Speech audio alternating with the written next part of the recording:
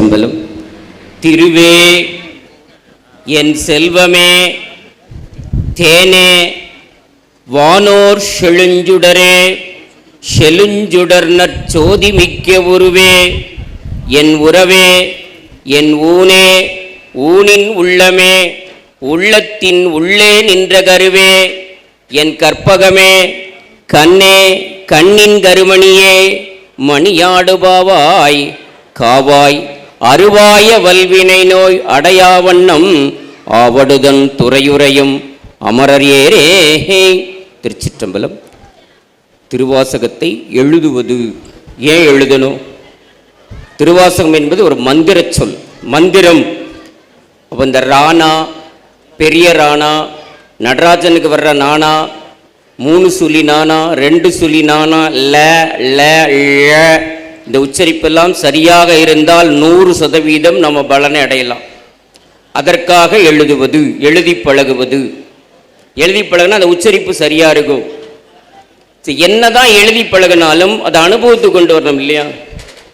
நிறைய திருவாசகத்தில், திருச்சதகத்தில் முதல் பாட்டு மெய்தான் அரும்பி விதிர் விதிர்த்து உன் விரையார்களற்கு கைதான் தலை வைத்து கண்ணீர் ததும்பி வெதும்பி உள்ளம் பொய்தான் தவிர்த்து உன்னை போற்றி சய சய போற்றி என்னும் கைதான் நிகழ்விடேன் உடையாய் என்னை கண்டுகொள்ளேனார்.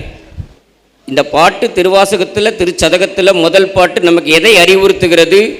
சிவாலயத்தில் எப்படி வழிபாடு செய்யணும்.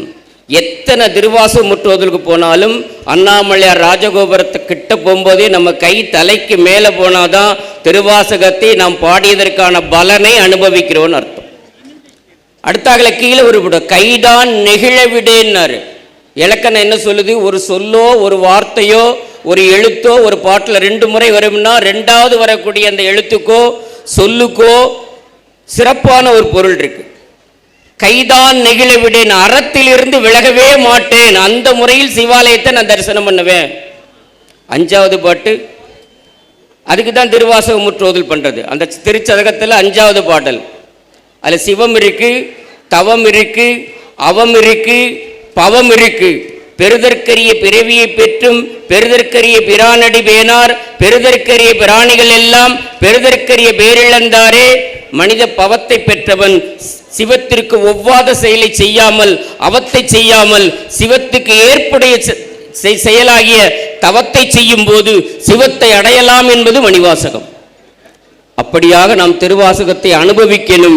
எழுதி எழுதி பழகி அந்த உண்மைகளை எல்லாம் உணர்ந்து அனுபவிக்கணும் என்பதற்காக இங்கே சிவகுமார் அவர்கள் பெரும் முயற்சி எடுத்துக்கிறார்கள். அந்த முயற்சியின் மூலமாக அந்த திருவாசகம் என்ற அந்த மந்திர சொல்லை நாம் முறையாக உச்சரித்து பயன்பெறுவதற்கு உண்ணாமலை தாயுடைய அண்ணாமலை பெருமானுடைய திருவருள் நமக்கு முன்னிற்பதாக பிரார்த்தித்து நிறைவு செய்கிறோம். திருச்சிற்றம்பலம்.